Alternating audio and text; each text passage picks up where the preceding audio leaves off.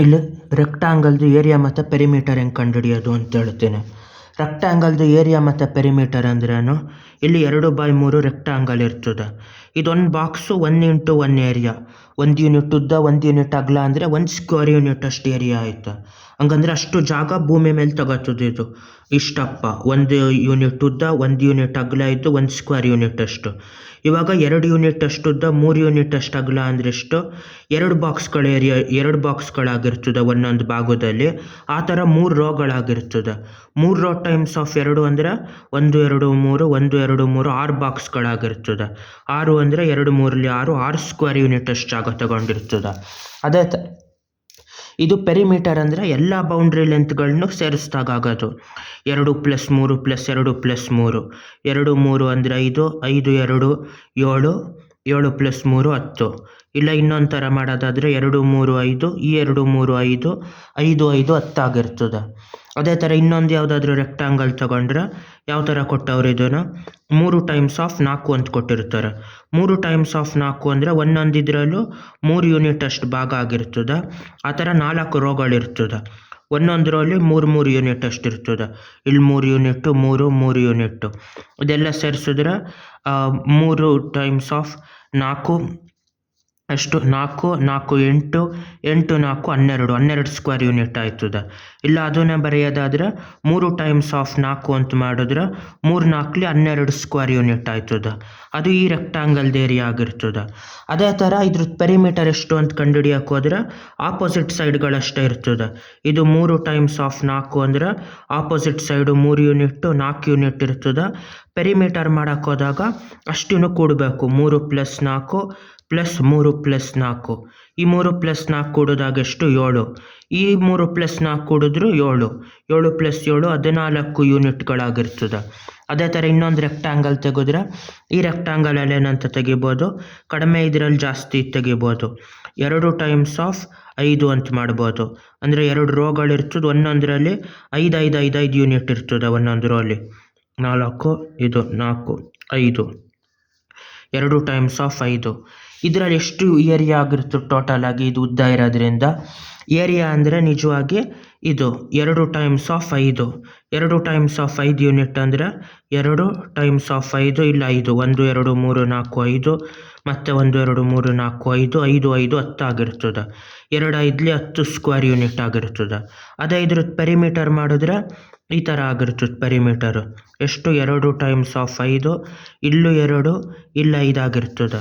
ಇದರಲ್ಲಿ ಎಷ್ಟಾಯಿತು ಪೆರಿಮೀಟರು, ಅಷ್ಟನ್ನು ಕೂಡಬೇಕು. 2 + 5 + 2 + 5 ಅಂತ.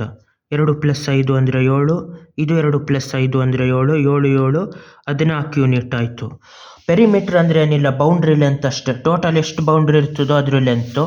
ಏರಿಯಾ ಅಂದರೆ ಒಳಗಡೆ ಎಷ್ಟು ಜಾಗ ಇರ್ತದೋ ಅದು. ಅದೇ ಥರ ದೊಡ್ಡ ದೊಡ್ಡದು ಮಾಡುವಾಗ ಡೈರೆಕ್ಟಾಗಿ ಇದನ್ನು ಮಾಡ್ಬೋದು. ಈಗ 6 ಟೈಮ್ಸ್ ಆಫ್ 4 ಅಂತ ಕೊಟ್ಟಿರ್ತಾರೆ.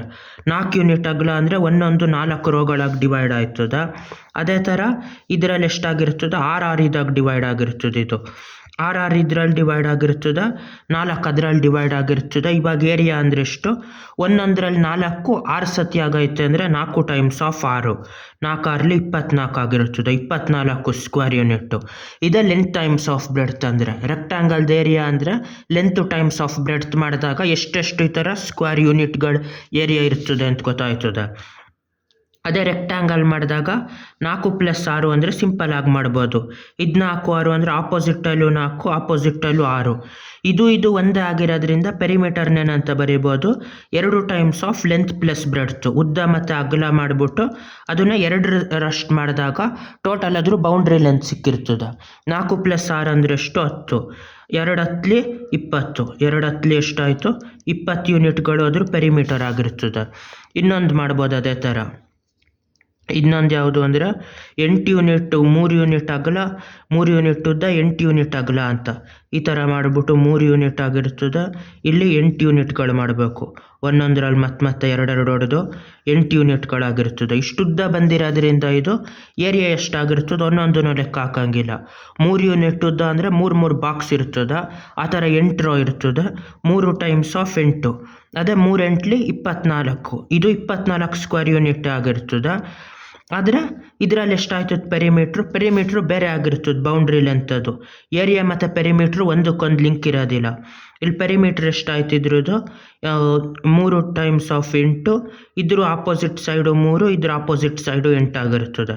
ಪೆರಿಮೀಟರ್ ಅಂದರೆ 2 times of length plus breadth. 3 + 8, 3 + 8 ಅಂದರೆ 11, 2 11 ಎಷ್ಟು 22 ಸ್ಕ್ವೇರ್ ಯೂನಿಟ್ಟು. ಅದು ಇದರ 22 ಯೂನಿಟ್ಗಳು. ಬೌಂಡ್ರಿ ಲೆಂತ್ ಆಗಿರೋದ್ರಿಂದ ಬರೀ ಯೂನಿಟ್ಟು, ಅದು ಸ್ಕ್ವೇರ್ಗಳಾಗಿರೋದ್ರಿಂದ ಸ್ಕ್ವೇರ್ ಯೂನಿಟ್. ಅದು ಎಷ್ಟು ಜಾಗ ಆಕ್ಯುಪೈ ಮಾಡ್ತದೋ ಅಷ್ಟು. ಅದೇ ಥರ ಲೆಕ್ಕ ಹಾಕಿದಾಗ ಇದೆಷ್ಟಾಯಿತು ಇಲ್ಲಿ, ಈ rectangle 4 times of 6 24 square unit, 3 times of 8 24 square unit ಆಯ್ತದೆ. ಅಂದರೆ ಭೂಮಿ ಮೇಲೆ ಎಷ್ಟು ಜಾಗ ತಗೋತದೋ ಇದೆಷ್ಟು ಜಾಗ ತಗೋತದೋ ಇದು ಅಷ್ಟೇ ಜಾಗ ತಗೋತದೆ. ಆದರೆ ಆಚೆ ಬೌಂಡ್ರಿ ಲೆಂತು ಇದು 20 ಯೂನಿಟ್ ತಗೊಂಡ್ರೆ ಇದು 22 ಯೂನಿಟ್ ತಗೋತದೆ. ಎಷ್ಟು ಸಿಮೆಟ್ರಿಕಲ್ಲು ಬಾಕ್ಸ್ ಗತ್ತತ್ರ ಆಗಿರ್ತದೋ ಅಷ್ಟು ಕಡಿಮೆ ಬೌಂಡ್ರಿ ಲೆಂತ್ ಇಲ್ಲ ಪೆರಿಮೀಟ್ರ್ ತಗೋತದೆ.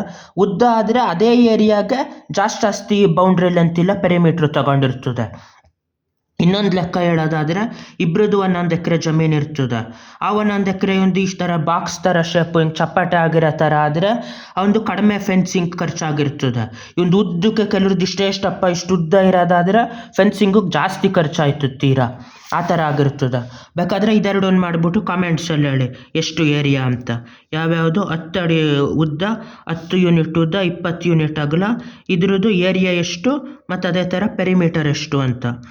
ಅದೇ ಥರ ಇದ್ರದ್ದು ನೆಕ್ಸ್ಟ್ ಇನ್ನೊಂದು ಯಾವುದನ್ನು ಮಾಡ್ಬೋದು ಅಂದರೆ ಇದು ಯಾವುದು 1 ಯೂನಿಟ್ ಉದ್ದ, ಒಂದೇ 1 ಯೂನಿಟ್ ಉದ್ದ, 15 ಯೂನಿಟ್ ಅಗಲ, ಇದ್ರದ್ದು ಪೆರಿಮೀಟರ್ ಎಷ್ಟು ಏರಿಯಾ ಎಷ್ಟು ಅಂತ ಕಂಡುಹಿಡಿಬೇಕು. ಇದ್ರದ್ದು ಕಂಡುಹಿಡಿದ್ಬಿಟ್ಟು ಕಮೆಂಟ್ಸಲ್ಲಿ ಹೇಳಿರಿ ಎಷ್ಟೆಷ್ಟು ಅಂತ. ಇದು 1 ಆಗಿರ್ತದೆ, ಇದು 15 ಆಗಿರ್ತದೆ. ಬಾಯ್.